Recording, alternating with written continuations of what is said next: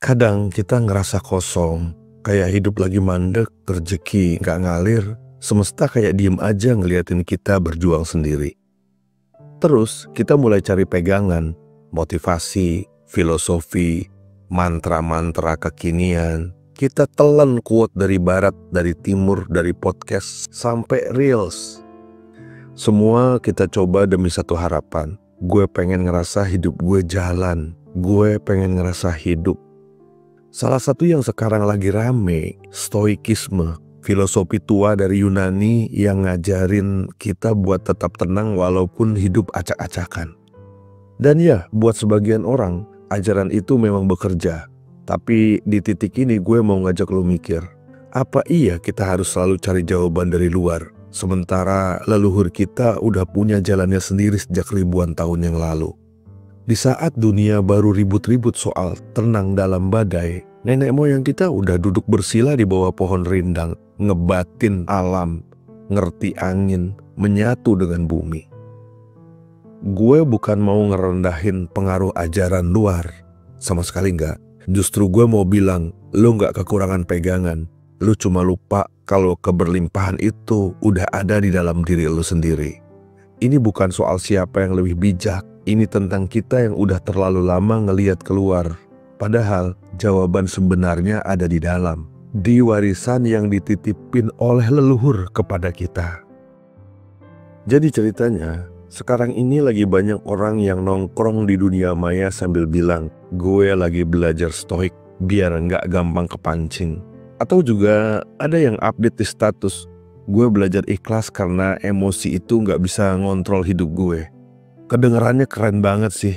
Dan ya, itu bagian dari stoikisme, sebuah filosofi dari Yunani kuno yang ngajarin manusia buat hidup selaras dengan alam dan logika. Inti ajarannya sederhana, lo nggak bisa kontrol dunia, tapi lo bisa ngontrol respon lo sendiri. Kalau kita pinjam kata-katanya Epictetus, salah satu tokoh besar stoik, dia bilang, "It's not what happened to you, but how you react to it that's matter." Buat orang yang hidup di tengah dunia yang ribut, penuh tekanan, dan unpredictable, stoikisme ini kayak oasis, kayak olesan balsem pas kena masuk angin mental. Dan ini kenapa stoikisme jadi laku banget sekarang. Banyak yang capek pada motivasi yang nyuruh lo terus positif, terus semangat, terus hustle. Stoik malah ngajak lo untuk diem aja dulu, nafas dulu, terima dulu. Jadi di tengah semua itu pertanyaan besarnya adalah, emangnya kita baru kenal ketenangan pas baca buku stoik? Apa iya sebelum itu kita nggak punya cara buat tetap waras di tengah hidup yang katanya brengsek ini? Kawan, sebelum Marcus Aurelius nulis jurnal di atas batu, para leluhur kita udah bikin laku tapa di tengah hutan, di gunung-gunung. Mereka udah ngobrol pada alam, ngendap di gua, puasa bicara, dan nyari harmoni. Bukan buat dapet likes, tapi buat nyatu dengan hidup itu sendiri. Jadi ini bukan soal perbandingan mana yang lebih tinggi, mana yang lebih bagus ajarannya. Enggak, tapi ini soal ngingetin aja bahwa kita juga punya akar, dan akarnya itu dalam banget. Disclaimer ya, gue nggak anti ajaran-ajaran baik dari arah manapun, dari barat, timur, utara, selatan, terserah, gue nggak anti. Kalau itu untuk kebaikan umat manusia, gue pasti dukung. Yang gue mau sampaikan di sini adalah bukan perbandingan kebaikan, tetapi untuk membuka khasanah berpikir kita dan mata batin kita tentang luhurnya budaya kita sendiri. Gini bro, sebelum ada konten stoik bertebaran di YouTube, sebelum orang-orang posting kutipan Marcus Aurelius, nenek moyang kita tuh udah punya laku hidup yang lebih halus. Mereka nggak hidup nge-like quote, tapi sibuk nyari harmoni antara tubuh, pikiran, dan alam semesta. Coba lo bayangin kawan, seorang petani tua di lereng Gunung Lawu yang tiap pagi nggak cuma nyangkul, tapi ngobrol pada semesta. Dia tahu kapan tanah butuh air, kapan pohon butuh dipangkas, kapan hidup harus dijamin, dan kapan harus dilawan. Itu bukan motivasi ala speaker di hotel bintang 5. Ini intuisi yang dibentuk oleh keheningan dan pengalaman. Mereka menyebutnya lakon atau laku. Itu bukan cuma perbuatan, tapi jalan hidup. Ada tapa, ada tirakat, ada lelaku. Semua itu dilakukan bukan buat konten semesta, tapi buat menyatu pada hakikat yang sebenarnya. Bahkan kawan, banyak dari mereka yang udah paham tentang melepaskan tanpa pernah mendengar istilah detachment. Gak ada yang ngajarin emotional regulation, tapi mereka tahu caranya mengendalikan batin lewat laku puasa, laku tapa, dan laku prihatin.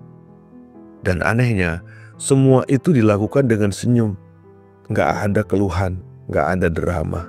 Cuma ada satu keyakinan, hidup ini cuma mampir ngombe.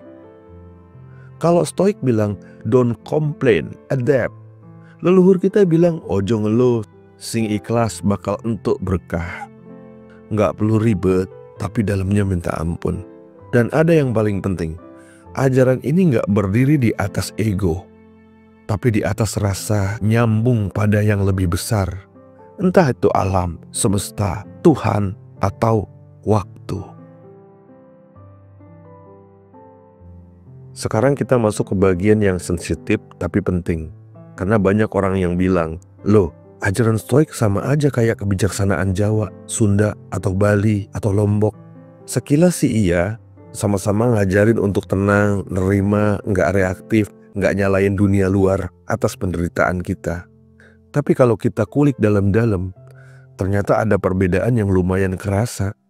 Stoik lahir di dunia yang keras, dengan latar belakang kekaisaran Romawi, gladiator, politik kotor, pengkhianatan, dan filsafat elit. Jadi wajar kalau nada ajarannya tuh kayak, kuat dong, sakit ya tahan, dunia gak bakal berubah demi kamu. Sementara ajaran leluhur kita lahir dari sawah yang basah, hutan yang bernafas, malam-malam sunyi yang ditemani suara jangkrik dan dupa yang menyala. Nada ajarannya bukan keras tapi lembut, bukan cuma terima nasib tapi serawung karo kahanan.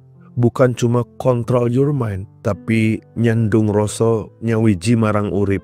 Stoik ngajarin logika untuk menaklukkan emosi. Leluhur kita ngajarin rasa untuk mengerti emosi. Ini bukan soal siapa yang lebih baik, tapi soal akar yang berbeda. Stoik itu filsafat untuk bertahan hidup di kota kekuasaan. Laku leluhur kita itu cara hidup supaya selaras dengan bumi dan langit. Stoik ngajarin lu jadi gunung es yang tenang di luar. Leluhur ngajarin lu jadi air yang ngalir, ngeresap, dan ngasih kehidupan. Dan satu lagi, stoikisme itu individualistik. You are responsible for your mind. Sedangkan ajaran leluhur kita itu kolektif. Kowe bagian saka jagat, kowe kudu nyambung karo kabeh. Jadi ya bro, bukan masalah siapa yang lebih keren. Tapi jangan buru-buru ninggalin akar kita sendiri cuma karena rumput di luar kelihatan lebih hijau dan ada quote-nya berbahasa Latin. Kita sering dikibulin narasi barat. Katanya kita baru beradab setelah dijajah. Sebelum itu katanya kita hidup di hutan, pakai cawat dan gak ngerti ilmu. Tapi coba deh tanya ke Candi Borobudur atau mampir sebentar ke Prambanan. Itu bukan karya iseng-iseng. Itu GPS spiritual yang dibungkus dalam arsitektur paling canggih di zamannya.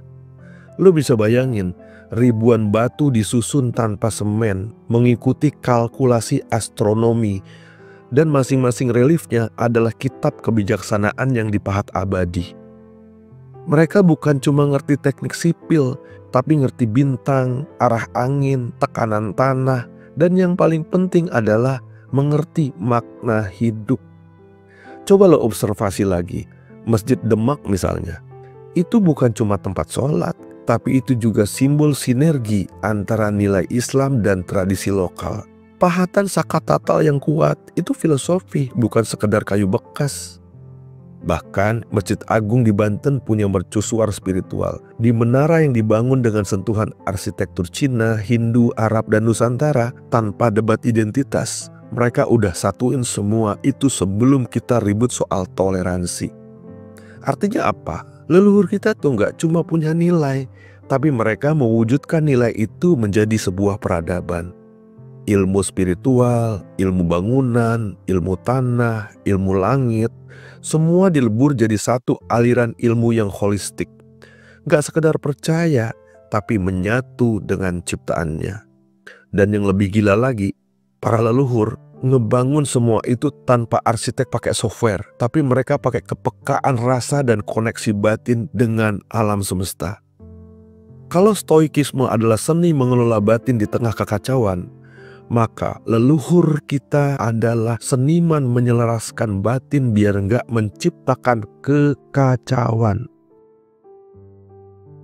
Gini ya, lu sebenarnya nggak butuh motivasi, karena tombol keberlimpahan lo udah ada dari sananya.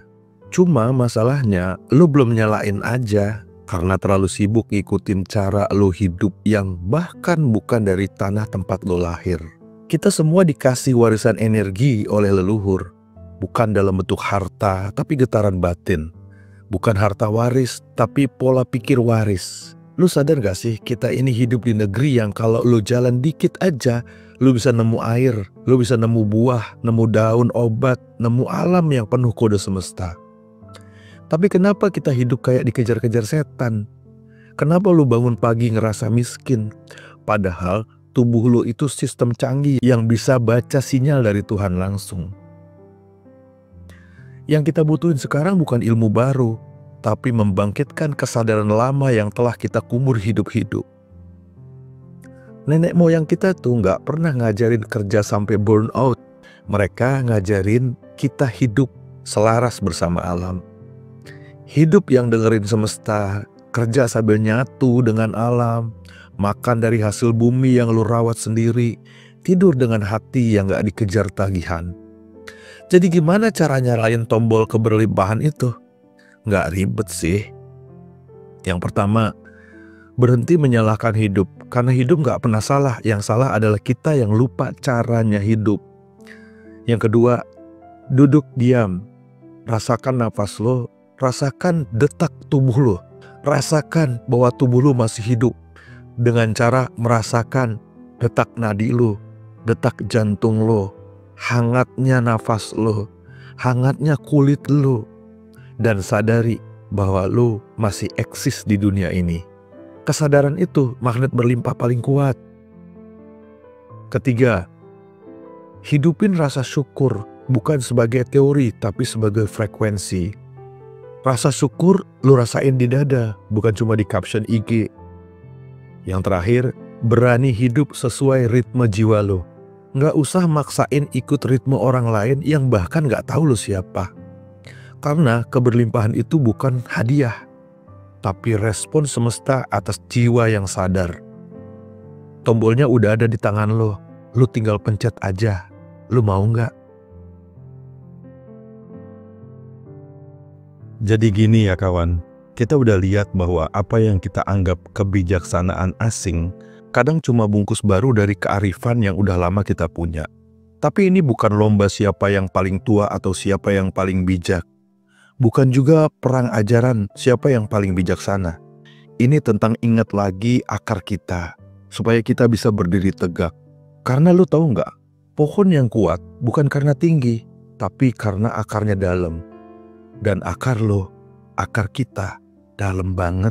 Bahkan mungkin udah nyentuh tanah suci, di mana para leluhur kita numpahin doa-doa, darah, keringat, dan mimpi-mimpi. Jadi lu nggak sendirian. Nggak pernah dari awal. Lu cuma perlu berhenti sejenak, tarik nafas, dengarkan lagi suara yang selama ini lu pikir udah hilang. Ini bukan motivasi, itu ingatan jiwa. Lu udah punya semuanya, sekarang saatnya jalanin pelan-pelan. Nggak usah buru-buru, asal lu konsisten. Dan yang paling penting, lu sadar dalam menjalaninya. Kawan, yang kita cari itu bukan jawaban, tapi pengakuan bahwa luka kita valid, bahwa lelah kita nyata. Dan semua itu nggak harus lo obatin pakai kata-kata keren atau ajaran dari luar negeri. Karena bisa jadi yang lo butuhin cuma diem sebentar sambil ngedenger suara dari dalam batin lo. Suara yang udah ada dari dulu, cuma ketimpa notif kerjaan, cicilan, dan ekspektasi. Tapi sekarang lo udah denger lagi kan? itu bukan dari gue, bukan dari buku, bukan dari filosofi manapun. Itu dari diri lu sendiri. Dan ketika lu percaya pada suara-suara itu, rezeki, arah hidup, ketenangan batin, semua pelan-pelan akan ngikutin lu. Lu gak perlu nyari cara jadi orang hebat. Lu cuma perlu balik jadi diri lu yang utuh. Life will find a way. Kalau lu ngerasa video ini ada gunanya, simpen aja buat diri lu sendiri. Tapi kalau lo yakin ada temen lo yang lagi butuh, share aja pelan-pelan. Gak usah ngajarin, cukup bilang gue nemu yang ini, coba lo tonton. Biar semesta yang bekerja.